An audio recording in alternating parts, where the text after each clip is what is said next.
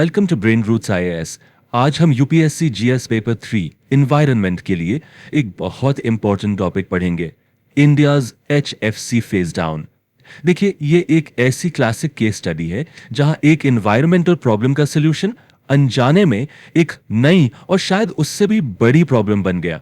चलिए इस पूरे इशू को डिटेल में एनालाइज करते हैं।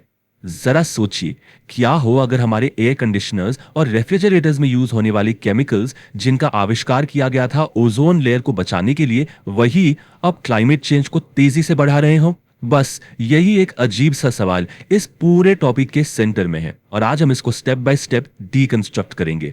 तो इस कहानी की शुरुआत होती है हाइड्रोफ्लोरोकार्बन्स यानी एचएफसीज के साथ। इन्हें एक हीरो की तरह इंट्रोड्यूस किया गया था। सवाल उठता है क्यों? क्योंकि इन्होंने रिप्लेस किया था पहले के विलन्स को, यानी क्लोरोफ्लोरोकार्बन्स यानी सीएफसीज को, जो हमारे ओजोन लेयर को तबाह कर रहे थे। तो एचएफसीज को एक टेक्नोलॉजिकल फिक्स की तरह देखा गया और एचएफसीज ने अपना काम किया भी। इन्होंने ओजोन लेयर को बचाने में एक बहुत ही क्रिटिकल रोल प्ले किया और देखते ही देखते ये हमारी रोजमर्रा की जिंदगी का हिस्सा बन गए। ACs, refrigerators, aerosol sprays, fire extinguishers, इनका यूज अचानक से बढ़ गया, खासकर कूलिंग इंडस्ट्री में। अब ये स्लाइड इस पूरे मामले का क्रक्स है। यहां पर सारी कहानी पलट जाती है। अगर कंपेयर करें तो एचएफसीज का ओजोन डिप्लीटिंग पोटेंशियल बिल्कुल जीरो है, जो कि एक अच्छी बात है, लेकिन इनका क्लाइमेट इंपैक्ट यानी global warming potential GWP extremely high है। ऐसा क्यों? क्योंकि एचएफसीज असल में बहुत ही पोटेंट ग्रीन हाउस गैसेज हैं, जो एटमॉस्फेयर में हीट को ट्रैप करने में कार्बन डाइऑक्साइड से हजारों गुना ज्यादा एफिशिएंट हैं।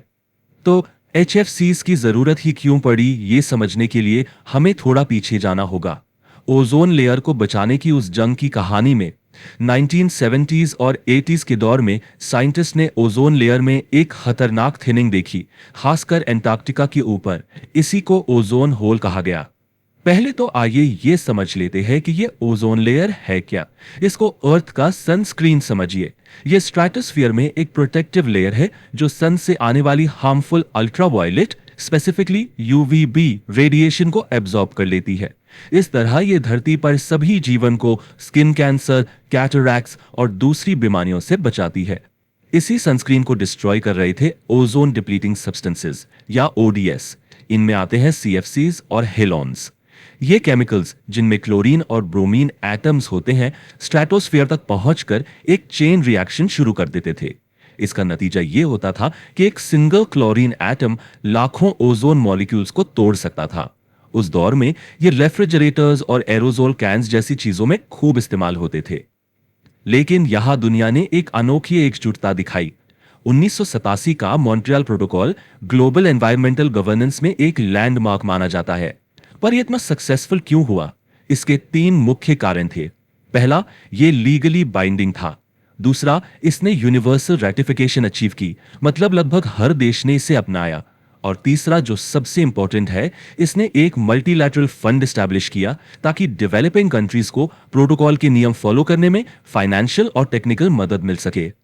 तो मॉन्ट्रियल प्रोटोकॉल ने सीएफसीज को तो फेज आउट कर दिया, लेकिन इंडस्ट्रीज ने उनकी जगह एचएफसीज का इस्तेमाल शुरू कर दिया। ओरिजिनल प्रोटोकॉल में एचएफसीज कवर नहीं थे। जल्द ही साइंटिस्ट ने रियलाइज किया कि हमने एक प्रॉब्लम सॉल्व करते करते एक दूसरी बड़ी प्रॉब्लम क्रिएट कर दी है।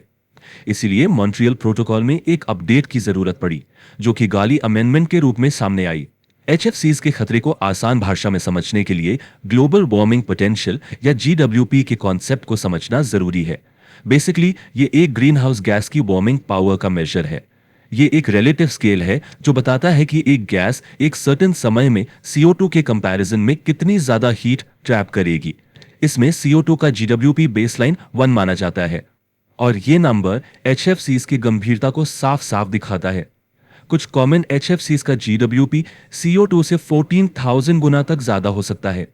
इसका मतलब यह है कि एटमॉस्फेयर में रिलीज हुई थोड़ी सी भी एचएफसीज का वार्मिंग इफेक्ट डिस्प्रोपोर्शनेटली बहुत ज्यादा हो सकता है।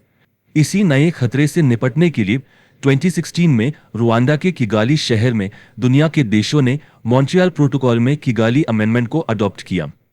इसका स्पेसिफिक गोल है फेज डाउन करना। ध्यान दीजिए, फेज आउट नहीं, फेज डाउन एचएफसीज के प्रोडक्शन और कंजम्पशन को। टारगेट ये है कि 2047 तक एचएफसी कंजम्पशन को 80% से ज्यादा कम किया जाए। अब आते हैं इंडिया पर। इस मामले में इंडिया का रोल बहुत क्रिटिकल है। क्यों? क्योंकि हम रेफ्रिजरेशन और एयर कंडीशनिंग के लिए दुनिया के सबसे तेजी से बढ़ते हुए मार्केट्स में से एक हैं। इसलिए कि गाली अमेंडमेंट के कमिटमेंट्स को पूरा करने के लिए इंडिया ने एक कॉम्प्रिहेंसिव 4 स्टेप प्लान तैयार किया है। चलिए इस प्लान को एग्जामिन करते हैं। इंडिया का सबसे पहला और सबसे प्रोएक्टिव स्टेप ये है, 2027 के बाद एचएफसी प्रोडक्शन के लिए नए प्लांट्स को एनवायरमेंटल क्लियरेंस नहीं दी जाएगी। ये इंडस्ट्री के लिए एक स्ट्रॉन्ग पॉलिसी सिग्नल है कि वो अभी से ही ऑल्टरनेटिव्स में इन्वेस्ट करना शुरू कर दें। ये पॉलिसी डिसीजन इंडिया को अपने फ्यूचर टारगेट्स पूरे करने में मदद करता है और पोल्यूशन कम करने में भी योगदान देता है। ये है इंडिया का डिटेल रोड मैप। इंडिया की फेज डाउन जर्नी 2028 में फ्रीज लेवल से शुरू होगी और पहला रिडक्शन टारगेट 2032 में है। ये एक ग्रेजुअल प्रोसेस है जो इंडिया जैसे डेवलपिंग कंट्री को इस ट्रांजिशन के लिए जरूरी समय देता है। ये approach common but differentiated responsibilities and respective capabilities यानी CBDRRC के प्रिंसिपल के अनुसार है, जो क्लाइमेट नेगोशिएशंस का एक मूल आधार है। लेकिन इतना बड़ा कोई भी इंडस्ट्रियल ट्रांजिशन आसान नहीं होता है। इसके अपने चैलेंजेस और अपॉर्चुनिटीज होते हैं। सबसे बड़ा चैलेंज है टेक्नोलॉजी और उसकी लागत। लो GWP ऑल्टरनेटिव्स के लिए रिसर्च एंड डेवलपमेंट और टेक्नोलॉजी ट्रांसफर की जरूरत है, जिसमें हाई इनिशियल इन्वेस्टमेंट लगेगा। इसका असर खासकर MSME पर ज्यादा हो सकता है। दूसरा, टेक्नीशियंस को नई रेफ्रिजरेंट्स जैसे अमोनिया या हाइड्रोकार्बन्स को हैंडल करने के लिए रीस्किलिंग और ट्रेनिंग देनी होगी। और इन सबसे ऊपर इकोनॉमिक ग्रोथ और क्लाइमेट गोल्स के बीच एक नाजुक संतुलन बनाना होगा। लेकिन हर चैलेंज एक अपॉर्चुनिटी भी होता है। यह transition make in India program के तहत इनोवेशन को बढ़ावा दे सकता है। इंडिया ऑल्टरनेटिव्स जैसे हाइड्रोफ्लोरोओलेफिन्स, HFOs, अमोनिया और CO2 बेस्ड सिस्टम्स डेवलप कर सकता है। इससे ग्रीन जॉब्स क्रिएट होंगी और India in sustainable cooling technologies का एक ग्लोबल मैन्युफैक्चरिंग हब बन सकता है। इन प्रोएक्टिव कदमों से इंडिया ग्लोबल क्लाइमेट एक्शन में अपनी लीडरशिप पोजीशन को और मजबूत कर सकता है। तो अंत में HCFCs को फेज डाउन करना सिर्फ एक इंटरनेशनल ट्रीटी को फॉलो करना नहीं है। ये इंडिया के लिए एक क्लाइमेट रिजिलियंट फ्यूचर बनाने की दिशा में एक बहुत ही इंपॉर्टेंट कदम है। पर कैसे? एक सफल फेज डाउन से ग्लोबल वार्मिंग को 0.5 डिग्री सेल्सियस तक रोका जा सकता है। इसका मतलब है हमारे जैसे वल्नरेबल देश के लिए कम इंटेंस हीटवेव्स और कम क्लाइमेट से जुड़ी आपदाएं। ये कोट इस पॉलिसी के असली सार को बताता है। ये सिर्फ एक रेगुलेटरी बोझ नहीं है, बल्कि ये एक स्ट्रेटेजिक कदम है। एक ऐसे भविष्य की तरफ एक कदम जो ना सिर्फ साफ और सुरक्षित हो, बल्कि क्लाइमेट चेंज के असरों को झेलने के लिए बेहतर तैयार हो।